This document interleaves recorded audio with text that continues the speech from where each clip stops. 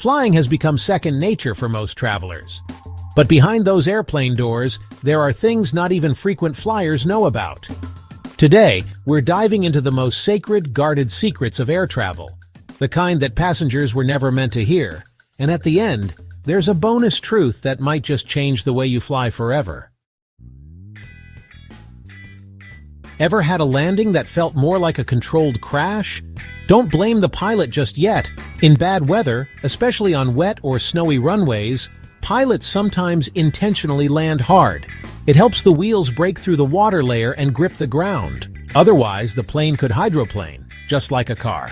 It's not poor flying, it's precision. So next time you slam into the runway, remember it might have just saved your life. Ever stepped off a plane feeling like a raisin? That's not your imagination. It's the cabin air. The humidity on planes can drop to just 20%. That's about as dry as the Sahara Desert. Your skin, lips, and even your nose dry out mid-flight. And no, airlines won't be installing humidifiers anytime soon. Why? Because moisture causes corrosion, and planes are mostly metal, so bring your own fix. Moisturizer, lip balm, and a big bottle of water. Your skin will thank you when you land looking human. When the plane starts taxiing, your tray table should be up. Not because it's polite, but because it's safe. If there's an emergency, that tray can block your escape, and nobody wants to get trapped behind your laptop and pretzels. Same goes for reclining your seat during takeoff or landing. A reclined seat can jam the legs of the person behind you. Worse, it makes the brace position nearly impossible. Upright seats save time, space, and possibly lives. So next time the flight attendant reminds you, it's not nagging, it's Survival 101. We get it. Early flights, long layovers, naps are tempting. But sleeping during takeoff or landing? Yeah, that's a bad idea. First, it messes with your ears. Cabin pressure changes really fast, and your ears need help adjusting. Yawning, swallowing, chewing gum, they all work. But you can't do any of that if you're snoring. Second, safety. Most in-flight accidents happen during these two phases. If something goes wrong and you're passed out cold, well, you're losing precious seconds. So do yourself a favor, stay alert until you're cruising. Then you can knock out guilt-free. You might want to think twice before ordering that hot cup of coffee. Because honestly, it's not made with bottled water. It's made with water from the plane's onboard tank. And those tanks? They've been around longer than some passengers. Studies have found harmful bacteria in over 12% of samples. Not exactly barista quality, right? And if you do order a hot drink, don't pour it yourself. Flight attendants are trained to handle boiling liquids on a moving plane. You're not. So maybe stick to bottled water or juice. Your stomach will thank you later. Ever notice it takes forever to get a Coke mid-flight? That's not laziness, it's physics. The low cabin pressure just messes with carbonation. So when Coke gets poured, it foams like crazy.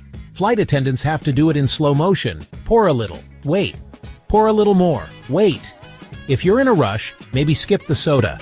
It's not worth the wait, or the fizz flood.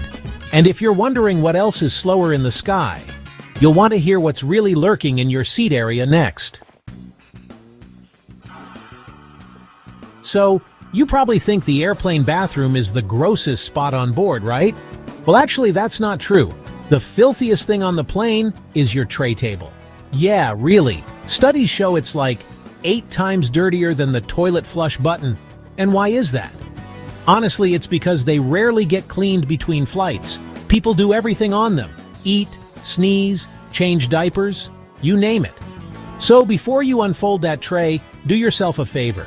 Pull out a sanitizing wipe and give it a good scrub.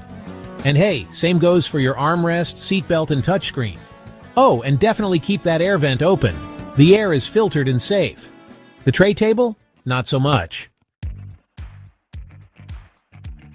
That window seat might seem like the perfect place to nap, but leaning your head against the glass? Big mistake. You have no idea who sat there before you. And that window hasn't been wiped down in, well, a long time. We're talking about a germ smorgasbord at 35,000 feet. So if you must rest your head, bring a clean hoodie or a travel pillow. At least then you're not cuddling with someone else's forehead grease. Sleep smart, not sticky. Flip-flops and heels might look cute at the gate, but in an emergency, they're honestly the worst choice you can make. Backless sandals slip off super easily. High heels? They'll be left behind. And why? Because they can actually puncture the emergency slide. If you have to evacuate fast, heels stay, you go. Barefoot. And do you really want to sprint across hot tarmac or broken glass without shoes? Didn't think so. Wear sturdy, closed-toe shoes with grip. They might not win a fashion award, but hey, they could save your skin. Just because you can shove your bag into the overhead bin doesn't mean you should. If it's heavy or awkward to lift, keep it under the seat. Because during turbulence, overhead bins can pop open, and your suitcase can turn into a flying weapon. People have gotten seriously injured by falling bags. A bad bump mid-flight and boom, someone's vacation starts with an ice pack. If you can't lift it easily, ask for help. Or better yet, pack lighter. Your back and the passenger below will thank you. Flying makes you want to get comfortable. But if your idea of comfort is going barefoot on a plane, stop right there. Seriously, don't do it. Not only will your seatmates silently judge you, you're stepping into one of the dirtiest places you'll ever relax in. That carpet? It's seen everything from spilled coffee to barefooted passengers with contagious foot conditions. And don't even think about walking into the lavatory like that. That water on the floor? It's not always water. If your feet need a break, fair enough. Kick off your shoes. Just wear socks or bring lightweight slippers. Comfort's great. Athlete's foot is not. It might look tempting, like a giant inflatable escape hatch, but don't even think about pulling that emergency slide unless it's, well, an emergency. Deploying it for fun or frustration? Huge mistake. You'll delay the entire flight for hours and cost the airline thousands just to repack it. People have done it, thinking it'll get them off the plane faster. Spoiler, it gets them kicked off, and sometimes arrested. So unless the crew tells you to, keep your hands far away from that handle. Ever wonder why flight attendants ask you to raise your window shade during takeoff and landing? It's not about the view, it's about visibility. In an emergency, they need to see what's happening outside. Fast. Fire on one side, debris blocking an exit. They'll use that view to decide which doors to open. If your shade is down, they're flying blind. So next time you're tempted to block the sun, remember, that tiny window might help save lives. Some items just don't belong in your carry-on. Spray deodorants and shaving cream, for example. Cabin pressure can make them explode. Yes, explode. That's why they're banned on most flights. Stick deodorant, totally fine. But leave anything pressurized at home or in checked bags. And speaking of danger, never pack power banks in your checked luggage. They contain lithium batteries, which can catch fire if damaged or defective. That's why airlines want them in your carry-on, where the crew can respond fast. High energy equals high risk. Treat them with care. Worried that airport scanners are messing with your health? You're not alone. Lots of people have that concern. But here's the truth. The radiation levels are incredibly low. If they were dangerous, TSA staff wouldn't stand next to them all day. Even the big baggage scanners barely register a blip in exposure. You'll get more radiation flying at 35,000 feet than walking through that scanner. So don't stress. Just step through, smile, and keep moving. You've seen the movies. The pilot's unconscious, and a brave passenger steps up to save the day. Yeah, no, that's pure Hollywood fantasy. Landing a commercial jet isn't like playing Microsoft Flight Simulator. Even if you've watched every YouTube tutorial, the stress, complexity, and real-world stakes would overwhelm just about anyone.